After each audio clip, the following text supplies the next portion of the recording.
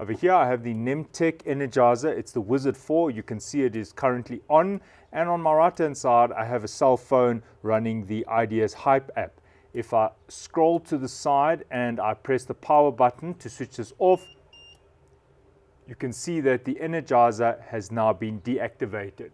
If I want to switch the Energizer back on, I'll slide that to the side and I will press the power button. And you can see the Energizer has been activated. In this video, I'll demonstrate how to pair these two to do this. Alright, the first thing you want to do is open up your Energizer. Now, this can be dangerous. Make sure the power is off. Make sure it's switched off. There you can see it is not on. And now I just use a size 4mm Allen key. And on the Wizard 4, this is a 4mm Allen key. Other Energizers work in a similar way, so you can follow the same principles that I show you. Right, to remove the cover for this one, it's out and up. And this is already set up to be controlled remotely. Now, the wires that you're looking for are these two over here. If you have a look there, it says switch. Now, my Energizer has activated, and that's because I've overridden this safety switch. If I remove this jumper, then it will make this Energizer no longer work if the cover is open. In your case, you'll probably find that the minute you open your cover, the Energizer is disabled. Now, what we're looking for are the switch contacts. There it says switch, and on your Energizer, you might find that you've got one of these, and yours probably looks like that. And what you'll notice is that it's likely that yours has already got a jumper there. You can see there's a wire shorting out that terminal with that terminal. And the reason being is the default setup for this Energizer is that you only switch it on and off with the magnetic disc. But if you want to be able to control this with your alarm system, because I'm using the IDS Hype app, therefore I can use the programmable outputs on the IDS panel, which I'll show you shortly, then you'll need to work with the switch and look at these terminals over here. Now, if you look closely, you'll see that there are some jumpers here. It says jumper 1, 2, and 3. Now, it's likely that yours might be like this. All of the jumpers are probably covered on yours. So just having a look here, you can see it says J1, J2, J3. So in order to get this to work, remove J1. So J1 is now removed. And now all I need to do is wire this to the programmable outputs on my IDS panel, but with a relay. And I'll show you the relay shortly. Right, so I'm going to plug this in now. And you can see there I've got a green and a yellow wire. And I just want to show you what happens here. Right, so if you have a look here, you can see that I've got the yellow and the green connected to my meter. And can you see that my meter is measuring 0 ohms? And it's making that sound. That sound is telling me that it's a short circuit. If I take my phone now and I activate the Energizer, can you see that it's now an open circuit, and those two wires which are coming from my alarm are now open circuit.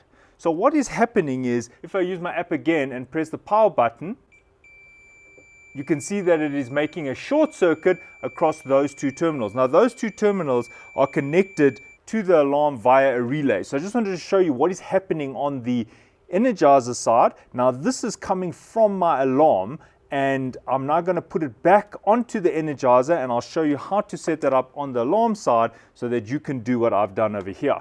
Right, so there are those two wires, the yellow and the green. I've put them back, and they are wired directly to my alarm. What is happening is the Energizer is looking for either an open circuit or a closed circuit. An open circuit will switch it off, and a closed circuit will switch it on. Right, so I'm going to close the cover now.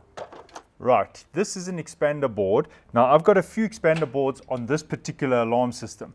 Now, if you look at the dip switch, number 3 is up. So that represents expander board number 4, believe it or not, because that is binary. 100 represents 4. So this is expander board number 4. Now, why that's important is because you need to map that on your app. Now, I just want to show you the programmable outputs. The programmable outputs on an expander board are sitting over there. You've got 1, 2. Now, every expander board has 2 programmable outputs. Now, if you go onto your actual alarm panel, you'll also find that you can do this with the programmable outputs. I'm just going to show you this on the expander board, but the same principle applies if you're going to be using the programmable outputs on your main panel. Now, if you have a look, you can see that I've already connected wires to programmable output 1 and 2.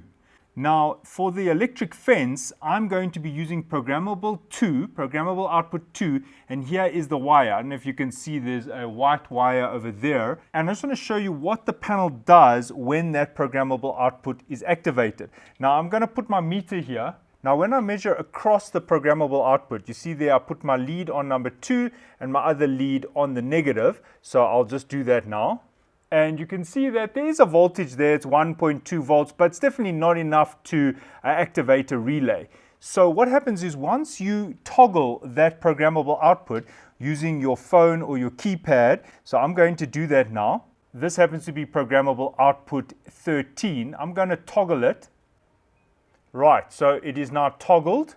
Yeah, there we go, 11.36 volts. So it's quite close to 12 volts. Now I have already connected a relay here, and I'll show it to you. If you have a look, you'll see there's my relay board. You can buy this from IDS, or you can just make your own and just use your own relay. Now I'll just explain to you the principle of operation. From the output of the programmable terminal, you can see I'm using number 2. I go to the positive of the relay board. Then from the negative of the relay board, I go to the negative of the expander board. So you just need to connect it to the negative there. And what is happening is when your programmable output toggles or pulses, whichever it is, it will pulse the relay or toggle the relay, because 12 volts will be here and there's always 0 volts here, which is enough to activate this very low power relay. Now the green and the yellow wire, do you remember that from the electric fence? This is my green and yellow wire from my electric fence, which I'm now using as a switch. I've connected it to the normally open and to the common. When I toggle the programmable output, all it's doing is switching on and off this relay, which effectively is opening and closing these 2 wires. So I'll just show it to you now. So I'm going to toggle it now. And you can see the relay board went off.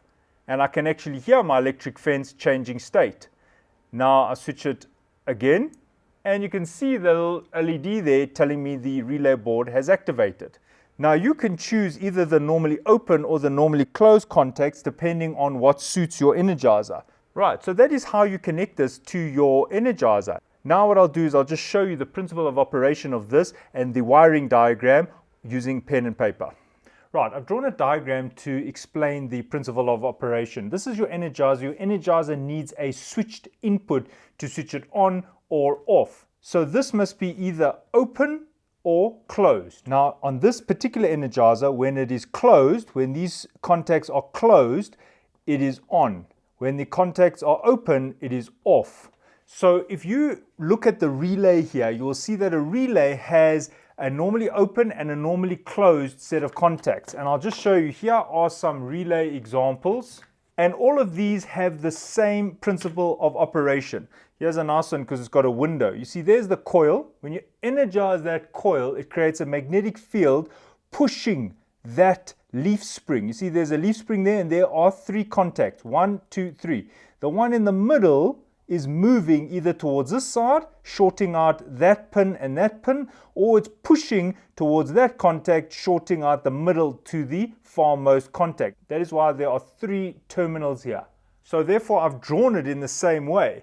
2 of the contacts are normally open and 2 of the contacts are normally closed. What that means is when the relay is at rest, if you connect to the NO contacts, it is open. So that means you're connecting to that side, that one and that one, because that is normally open. See, the relay is at rest. When the relay is at rest and you connect to the normally closed, you are connecting to that one, which means you're actually having a short circuit even when the relay is off.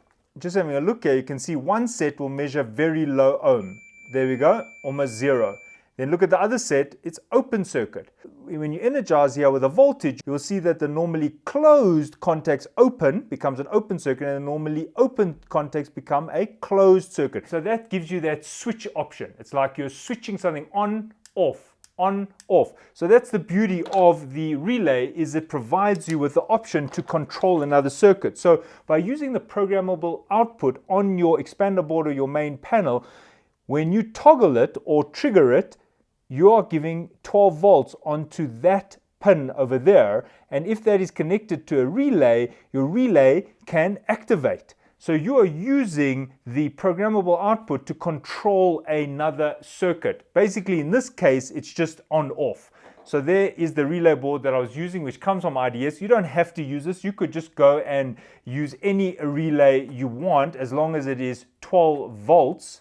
So you'll read the voltage on the top that says DC 12 volt. It must be DC. So there we go. You could just use that. And all you do is you extend a lead from the programmable output to there. There is the coil, and the negative goes to the negative of the alarm panel. Any one of the negatives is fine as long as it's a common on that same panel.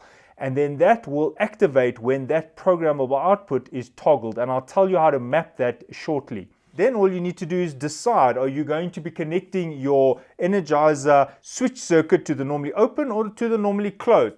Now let's have a look at how we know which programmable output we are toggling. Now if you have a look on page 70 of their manual, this is an old one, August 2010, but if you have a look, you'll see it says address 01, 02, 03, 4, 5, 6, all the way up to 17. Now do you recall I was on expander board 4. I was actually using programmable output 12 and 13. If you are doing this on just your main board, you'll have 1, 2, 3, 4, and I think 5 on your main panel. If you're doing it on the first expander board, then it will be number 6 and 7. And why that's important is because you've got to map that to either the keypad when you are putting instructions or to your app. So if I bring the app now, you can have a look and you can see it says electric fence. I've called it electric fence. You can name that. Do you see I've set it to a switch? So I want it either on or off. I don't want it to pulse. A pulse looks like this. It sends this signal.